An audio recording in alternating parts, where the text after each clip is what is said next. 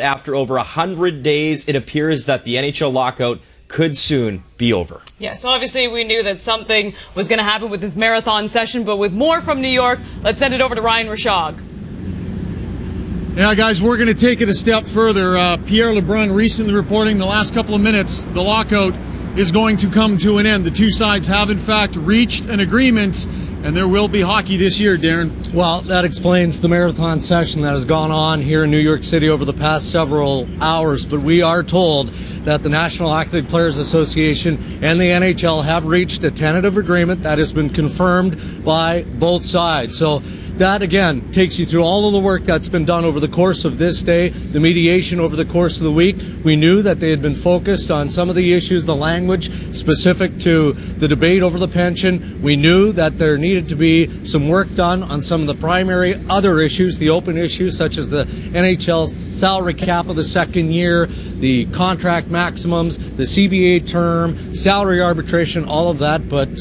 they found a way to get it done through a lot of hard work. Darren, let's talk about the way this went down. These two sides, they juked and jived and they jockeyed back and forth for so long here.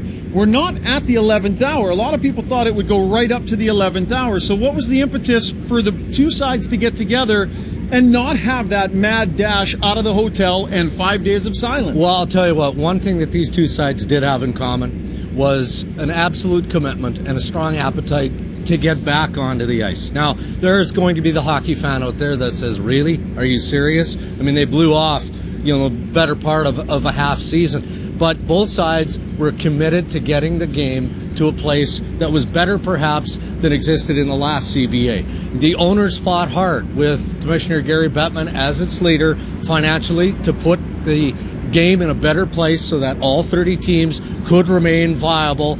All the losses put behind them, and the players also recognized that there were some things that they needed to get in return. And throughout the process, the players said, look, we've been doing all of the giving. It's time for the National Hockey League to get to a place where the owners are giving back. Well, the owners weren't willing to do that through much of the lockout because that's classic negotiating, bargaining 101.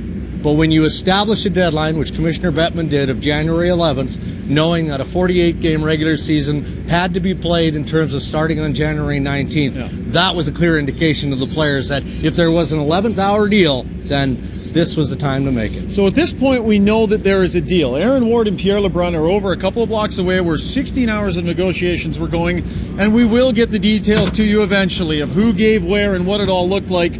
Let's talk a little bit about the bigger picture here, Darren, and the challenge that now lies ahead for these two sides. The fighting, at least for now, appears to be over. They now have to find a way to get together and win back an alienated fan base, in particular here south of the border. This is a much bigger task than it probably was the last time around because there's no shootout, nothing new and fancy to give to the people. How are they going to win these fans back? It's not going to be easy, and there's no one naive enough to suggest that it's going to happen anytime soon. The damage done here isn't going to be smoothed over in the remainder of a regular season or a fantastic Stanley Cup playoff. This is going to take years